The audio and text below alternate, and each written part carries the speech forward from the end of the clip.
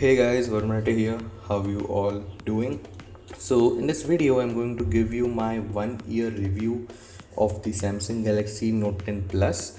So as you all know that the new Note is just around the corner. It's going to launch in a couple of days, and I wanted to let you know that how the previous year's version has fared in this 1 year, and if you can actually go for this today in 2020. So without further ado, let's begin. So I have been using this device for around 10 months now, and this was my daily driver until I bought the OnePlus 8 Pro and to test my SIM cards in that device. But all in one word, I would say that in the last 1 year, this has been the best aged Samsung Galaxy device in years for me, because I've been using Samsung devices since Samsung Galaxy Note 4, I guess. So this is the best aged device in terms of the performance that it has given me, the battery backup, and everything that it has hold in the last over one in over 1 year right now. So let's begin with the specs. That in specs where it stands, it has the 2.75 gigahertz Exynos 9825 processor. It has 12 gigabits of RAM and 256 gigabytes of internal storage, which is a flagship specification even today. We have this beautiful 6.8 inch 3040 by 1440p dynamic AMOLED display, which is HDR plus 10 plus certified. We have 4300 milliamp hour battery, which has a support for 45-watt charging with a 25-watt charging brick right available in the box. We also have Dolby Atmos for the stereo support over here, so it sounds fantastic. And the latest one, UI 2.5, which is 2.5, which is there on it right now, it runs on Android 10. So this has been upgraded, and this is also one of the best Android skins which is available right now. And believe me guys, because right now, since I'm also using the Oxygen OS, I would say that this skin has many features that Oxygen OS lacks. So obviously Oxygen OS is more smooth and refined, but these small nitty-gritty things which are there in this OS I really miss on the OnePlus 8 Pro. So let's begin with how the design has hold up. And as you all know, this phone is a glass sandwich with Gorilla Glass 5 on the front and the back. And as you can see, it looks really good even today. We have this reflective glossy back. You can almost see it as a mirror, but it definitely looks really good even today. But it is really prone to smudges and fingerprints, and once the oleophobic coating is gone, it just becomes more of a fingerprint magnet. So you just have to continuously wipe it. But over the years, I have only got some minor scratches over here. As you can see, I do not use any cover with my device, but still it has been able to hold really well. It feels extremely premium in hand. The weight distribution is amazing. Even though the phone is of 195 grams, the weight distribution is fantastic, and it makes this phone feels more premium than the OnePlus 8 Pro. Talking about the edges of it, there are no scratches or anything on it. So even this aluminum rim has hold really well. It is definitely made of a really strong material, and it's really good because I'm actually, my device did falls, but there are only these minor dents and nothing has happened. Even though this is the edge, it almost protected my glass over here. So apart from that, there was no damage at all, no scratches. But I think the color painting which is used, I have some problem, because here I lost this paint, and I don't even understand how, because it's on a very weird side over here where the paint has gone. But apart from that, I think the design. So let's talk about the best feature of this device, which is definitely the 6.8 inch dynamic AMOLED display, which comes at 2K resolution.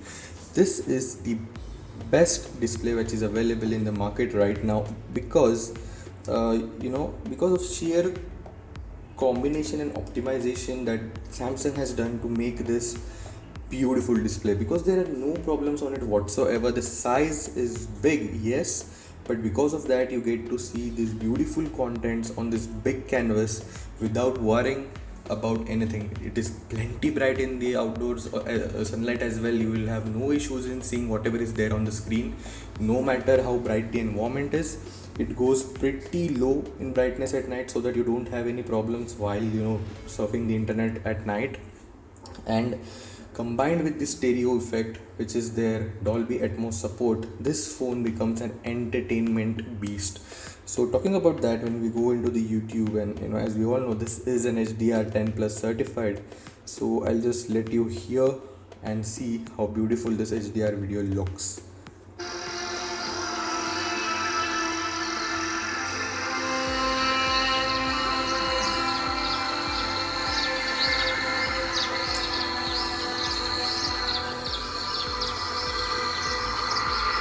The combination of this beautiful display and the stereo output which is there, it becomes really easy to watch videos, Netflix, YouTube on this without any need of an headphone, because it is pretty loud.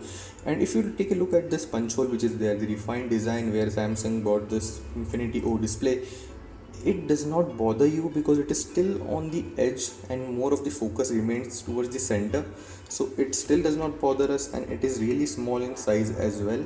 So the overall design changes that it did to make this display so beautiful with such thin bezels, I think you would not be disappointed with whatever you are doing on this display. It will look gorgeous. The only downside of this right now in 2020 is this is just a 60 hertz panel, but until and unless I used a 90 or 120 hertz panel, I did not find any problem in this. It still looks good, and it will totally depend on which device you are coming from on this, but you will definitely like this display because this is the best feature of this. Now talking about the performance in day-to-day life, you will face no issues. In 1 year, this One UI software has held up really well. There were no hiccups, there were no lags whatsoever. The phone did not hang up on me at all. And talking about the software that this device right now has, and if we take a look over here, this is the One UI version 2.1, which is based on Android 10, and as we are speaking, the August security patch is also coming out. So the software wise, Samsung has come a very long way in terms of refining. We are very far from the TouchWiz world, and this One UI software is fantastic. There are tons of customization options which are available right in the settings. You can even lower the display resolution if you want to full HD, to even 720p in order to save the battery life. We have various screen modes over here, and in the advanced setting again you can fiddle with the RGB over here again, and we have this customizations which Samsung provides of their own, and which used to be a very bad thing previously in TouchWiz because they used to cram so many features which no one used to use. But right now they are really compact and compressed, and they definitely suit everyone over here, and they can get whatever they want out of this device depending on their use case. Now talking about the graphics department, this is where the Exynos division or Exynos processor lacks. It has lagged before because I'll show you the simple benchmarks over here right now. So this is the graphics benchmark, the 3D benchmark over here, and when we compare, this is the result of this Note 10 Plus, 4309 score, which is almost 30 to 35% more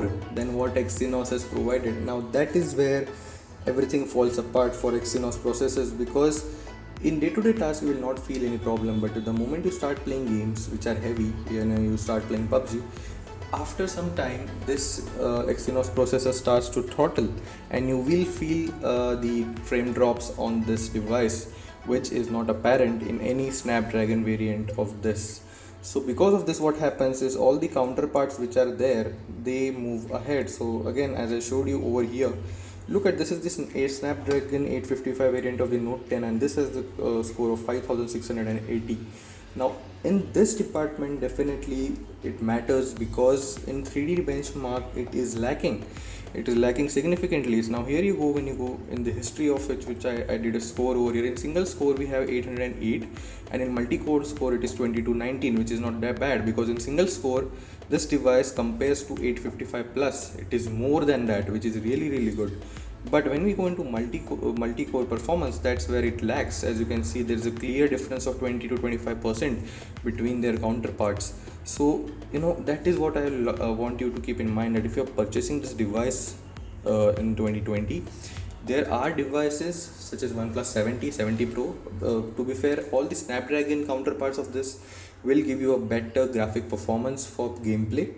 But still on this device today, if you run PUBG on smooth and extreme, it will give you 60 FPS without a doubt, and on this beautiful screen it looks really well, it looks really good. But when you play it for longer duration, that's when the throttling comes in and the FPS will drop, so you have to keep that in mind. And talking about the battery of this device, I think in 1 year it has held up really well. In the last 4 months, I would say that the battery has degraded significantly because I'm using this very much, because there's work from home going on and there's a lot of gameplay. The phone is charging twice a day because of it. And right now, when I started, the phone used to give me 5.5 to 6 hours of screen on time, which has dropped to around 5 to 5.5 hours right now. So that's a normal degradation that happens after you use a device for 1 year. But it is still good since the phone charges fully from 0 to 100 in 1 hour 40 minutes, with the included 25-watt charger which is there in the box. It also supports 45-watt charging, but you have to buy that separately.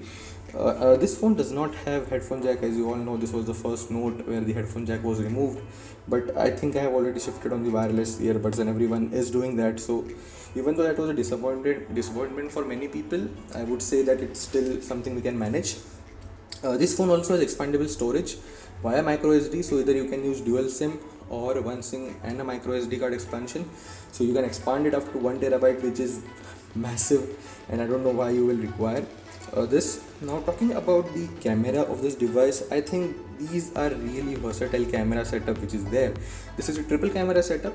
We have a 12 megapixel main camera, we have a 12 megapixel telephoto camera, and we have a 16 megapixel ultra wide camera. The photos that comes out of this device are fantastic, and over the months, the update that have come, all the photos look really good. They're crisper, they're sharp, they are beautiful. The dynamic range is amazing, the night shots which are there are good. So all in all, even after a year, I think this camera is amongst the top 3-4 cameras which are there. It is still better than the OnePlus 8 Pro and the OnePlus 8. Being Samsung, the software optimization is really good, and recording all the videos that I've recorded after the unboxing of this phone on my device, on my channel, are from these.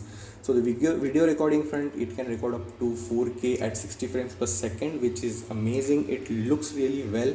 The optical image stabilization does a really good job. And in the selfie front, again, over here we have a 12 megapixel selfie camera. It can record in 4K at 30 frames per second. The selfies look really good. Again, a little bit processed in typical Samsung style, but they are really good. And the updates that came with One UI has improved the camera significantly. We also have this single take feature that has come over here from the latest S20 line. This tiny accessory is what has made this Note series such a loved series in the world. This is one of the best series because of this S Pen over here. And this time around, this S Pen has been made into some sort of a remote control, so you can use it as a Harry Potter wand, if you will. Now this S Pen have some neat features. If the phone is locked and you can just take it out, you can jot notes over here, and you can pin them on the screen, you can save them.